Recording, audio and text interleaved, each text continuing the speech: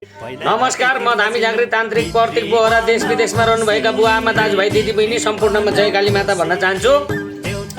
र यो चुनावको कारणले गर्दाखेरि हामीले केही कामहरू गर्न सकेका थिएनौँ र सम्पूर्ण देश विदेशमा रहनुभएका दाजुभाइ दिदीबहिनीहरूको काम केही अलिकति ढिला सुस्तिर हुन गएकामा हामी क्षमा माग्न चाहन्छौँ र हामीले जति चेलाचेलीहरू उतारिराखेका छौँ र सम्पूर्ण चेलाचेलीहरूलाई पनि हामी के भन्छौँ भनेदेखि तपाईँहरू अलि राम्रोसँग सबै कुरामा पर्फेक्ट हुनुहोस्, सिक्नुहोस् भन्न चाहन्छौँ र भोलिबाट हाम्रो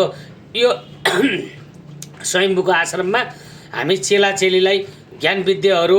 र देवी देवतालाई कसरी चाहिँ बोलाउने र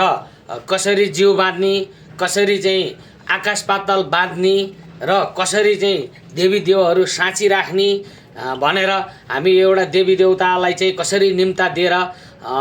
कसरी शक्तिशाली बनाउने आफ्नो शरीरमा आएका देवी देवताहरू भन्नेमा चाहिँ हामी तपाईँहरूलाई सिकाउन जाँदैछौँ र कुनै चेलाचेलीहरूको इच्छा जाग्छ र कुनै चेलाचेलीहरू सिक्न चाहनुहुन्छ भनेदेखि धामी झाँक्री तान्त्रिक प्रतीक बोहरालाई सम्झिनु होला र हाम्रो यहाँ सम्मु गुरु हुनुहुन्छ, सम्मु गुरुसँग चाहिँ तपाईँहरू उहाँको नम्बरमा फोन गरेर तपाईँहरूले टाइम चाहिँ यहाँ टिपाउनु होला, यतिजना भनेर पहिल्यै टिपाउनु होला होइन। अनि हामी एक टाइम तपाईँहरूलाई सबैलाई चेलाचेलीलाई सिकाउनपट्टि जानेछौँ र कति